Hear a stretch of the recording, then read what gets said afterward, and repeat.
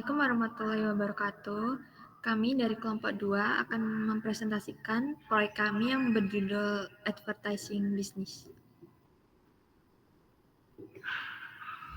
Anggota kelompok kami ada Aulia Lutfi Hakim, TB Rangga Gilang, Bukaman Yamul Wafa, Nadia Alia Paramita, Nur Husnul Khotimah Harahap, Rifka Syabani, Naila Sarah Hinanda, Mainanda, Latifa Ani, dan Elmi Ananda Putri.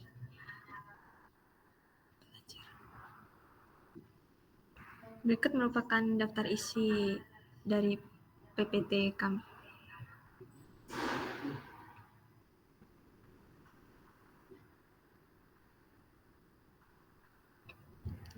Yang pertama ada pendahuluan. Dalam era digital, industri perikanan memainkan peran penting dalam menghubungkan perusahaan dan konsumen. Tantangan seperti merancang iklan kreatif, mematuhi regulasi privasi data, dan memanfaatkan analitik menjadi signifikan. Proyek ini mengembangkan sistem informasi periklanan digital terintegrasi, fokus pada alat otomatisasi, analitik, personalisasi iklan, dan transparansi.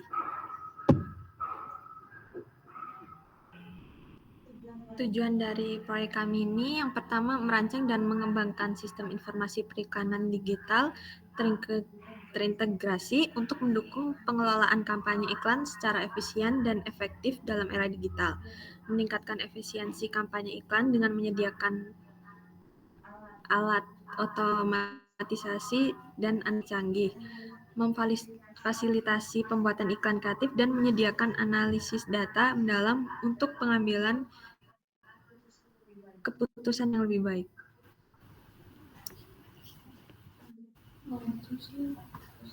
Yang selanjutnya yaitu deskripsi proyek.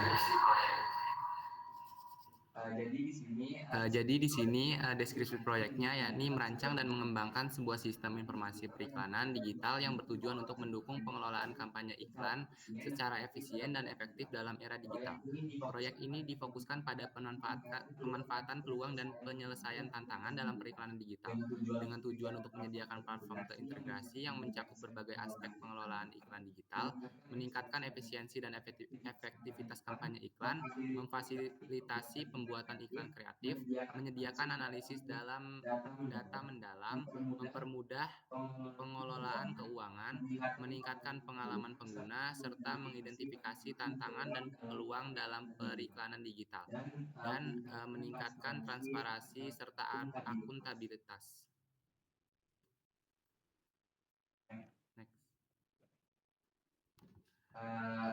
Yang selanjutnya ada spesifikasi proyek.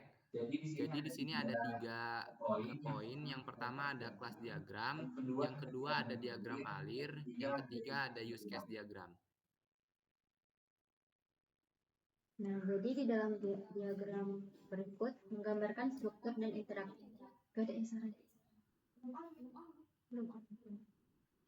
Nah, jadi di dalam kelas diagram berikut menggambarkan struktur dan interaksi berbagai identitas dalam aplikasi website bisnis perikanan.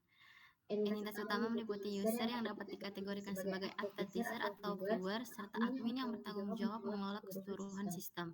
Advertiser memiliki kemampuan untuk membuat dan mengelola advertisement serta campaign, di mana setiap kampanye dapat memiliki beberapa ad placement. Viewer berinteraksi dengan iklan melalui identitas klik, yang mencatat setiap interaksi pengguna dengan iklan. Admin memiliki wewenang untuk mengelola user, advertisement, campaign, serta menghasilkan report untuk memantau kinerja iklan. Selain itu, terdapat identitas payment yang mengelola transaksi pembayaran yang dilakukan oleh advertiser. Relasi dan kardinalitas yang ditetapkan dalam diagram ini menunjukkan interaksi yang kompleks antara pengguna, iklan, kampanye, dan administrasi dalam sistem yang memastikan operasi yang efisien dan terkoordinasi. Nah, berikut ada diagram alir atau flowchart, yaitu gambar yang menunjukkan urutan langkah-langkah dalam suatu proses atau sistem. Nah, jadi di dalam diagram alir atau flowchart ini itu kami membuat yang pertama itu ada pengumpulan data riset dan observasi, lalu ada membuat perancangan konsep iklan, kemudian pemilihan konsep iklan, lalu evaluasi konsep, dan persiapan produksi. Lalu ada proses produksi video dan audio iklan. Kemudian proses editing, serta uji coba, lalu review dan revisi. Dan yang terakhir peluncuran iklan. Selanjutnya ada use case diagram. Di dalam use case diagram ini terdapat 3 aktor yaitu admin, viewer, dan advertiser. Admin dapat mengelola data admin, mengelola data user, mengelola data pemesanan konten, mengelola informasi pembayaran, dan membuat laporan. Sedangkan viewer yaitu bisa mengelola data viewer, memperbarui referensi iklan, melihat informasi lanjutan iklan. Dan advertiser bisa melihat iklan, mengelola data advertiser, membuat iklan, dan melakukan pemesanan, melakukan pembayaran, dan mengelola data iklan. Selanjutnya ada analisis kebutuhan. Yang pertama yaitu kebutuhan fungsional, yaitu meliputi fungsi-fungsi yang harus dimiliki oleh sistem untuk menjalankan operasi bisnis yang diperlukan, seperti manajemen pelanggan, manajemen proyek, keuangan dan akuntansi, manajemen konten dan kampanye, inventaris dan pembelian, serta manajemen sumber daya manusia. Oke, selanjutnya kebutuhan non-fungsional. Yaitu merujuk pada persyaratan sistem yang tidak terkait langsung dengan fungsionalitasnya, tetapi lebih pada kinerja, keamanan, reliabilitas, usabilitas, dan kompatibilitas sistem. Misalnya, kebutuhan akan responsivitas sistem, keamanan data, ketersediaan sistem, antarmuka pengguna yang mudah digunakan, serta kompatibilitas dengan berbagai perangkat dan browser.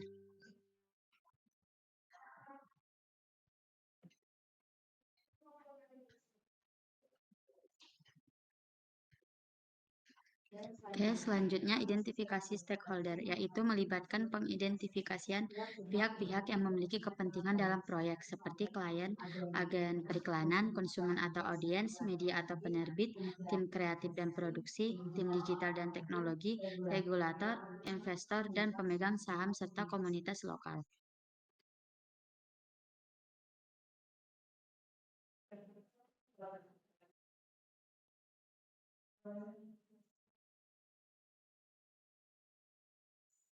Klasifikasi stakeholder, yaitu menentukan tingkat pengaruh dan kepentingan setiap pemangku kepentingan dalam proyek untuk mengelola interaksi dengan mereka dengan lebih efektif.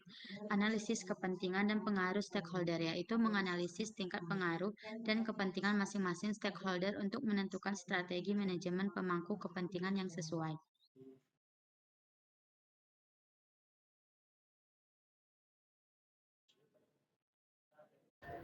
Lalu ada desain sistem.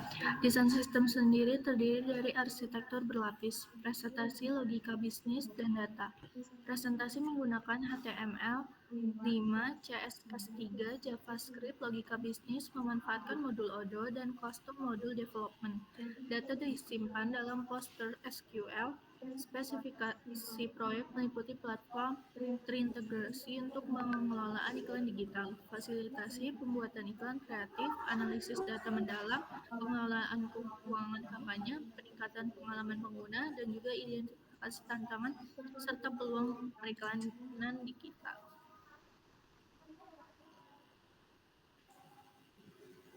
Di sini ada desain sistem contoh Odoo kelompok kami.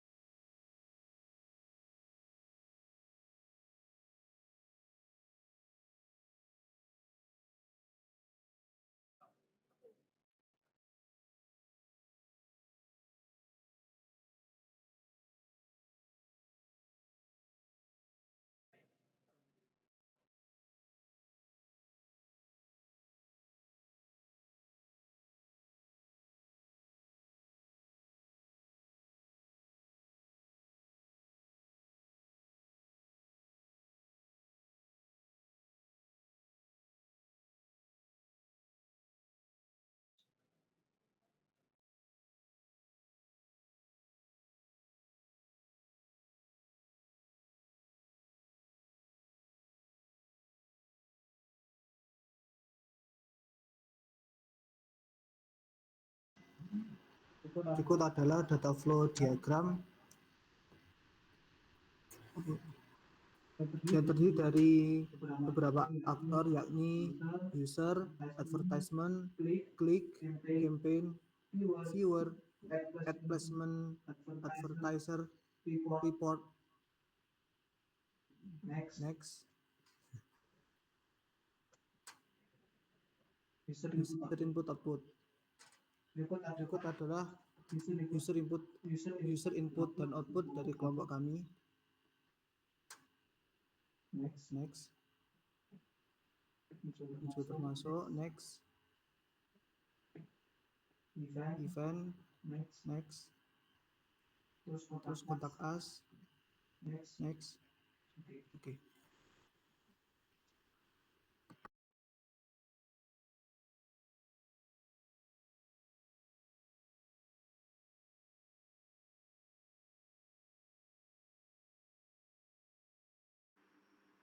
Oke, selanjutnya masuk ke bagian user input output, di mana di sini ada blog, yang dimana input dari blog sendiri ada title, content, author, text, published date, dan status. Lalu untuk outputnya sendiri ada blog post list, detail view, dan comment section.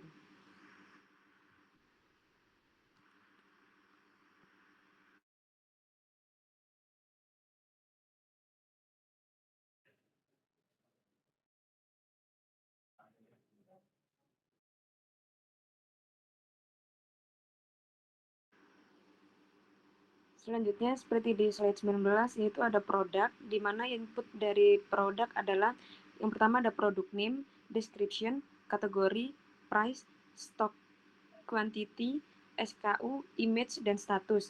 Di mana penjelasan tentang SKU sendiri adalah stock keeping unit atau SKU merupakan sebuah kode yang juga menjadi nomor identifikasi unik dalam manajemen inventaris untuk mempermudah identifikasi dan melacak produk secara spesifik.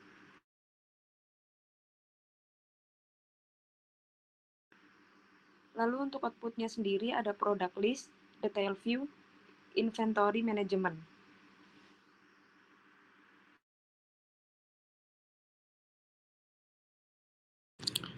Oke, selanjutnya ada event.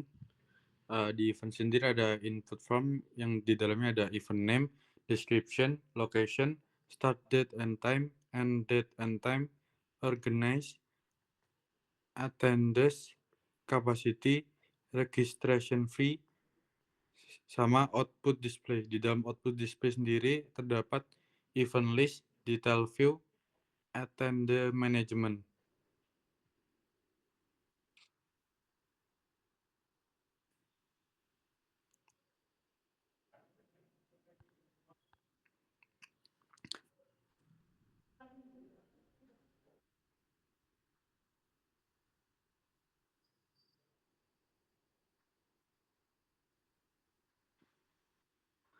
Yang terakhir ada kontak us.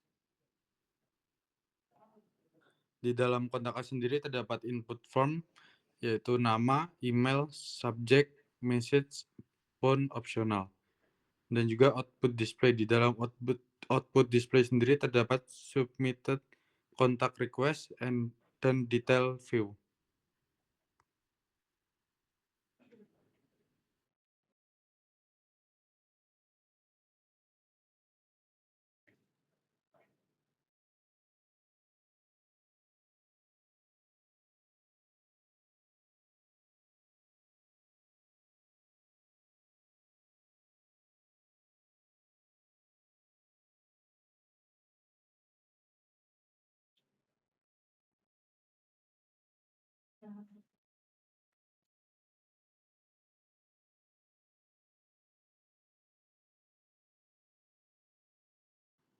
Sekian dari presentasi kami. Apabila ada salah kata, kami mohon maaf. Wassalamualaikum warahmatullahi wabarakatuh.